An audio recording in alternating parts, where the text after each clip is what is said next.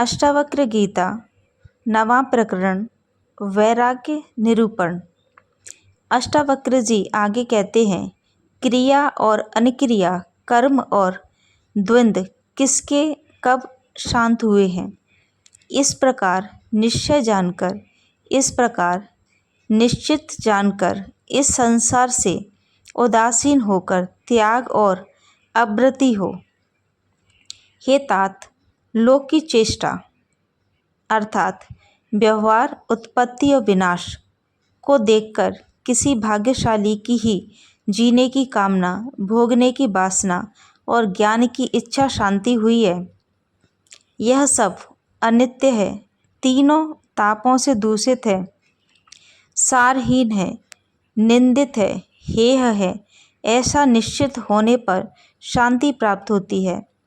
वह कौन सा काल है, वह कौन सी अवस्था है जिसमें मनुष्य को द्वंद्व यानी कि सुख दुख आदि ना हो। उसकी उपेक्षा कर यथा प्राप्त वस्तुओं में संतोष करने वाला मनुष्य सिद्धि को प्राप्त होता है। महर्षियों के, योगियों के एवं साधुओं के अनेक मत हैं। ऐसा देखकर उपेक्षा को प्राप्त हुआ।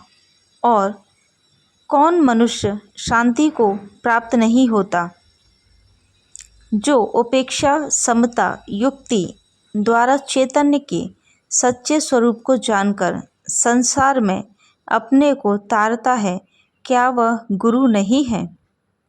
जब भूत विकारों को अर्थात देह, इंद्रिय आदि तू यथार्थता भूत मात्र देखेगा, उसी क्षण बंधन से मुक्त होकर अपने स्वरूप में स्थित हो जाएगा। वासना ही संसार है, इसलिए इन सब वासनाओं का त्याग कर, वासना के त्याग से ही संसार का त्याग है। अब जहाँ चाहे वहाँ रहे। इति श्री अष्टावक्र गीताया नवम प्रकरण समाप्तम।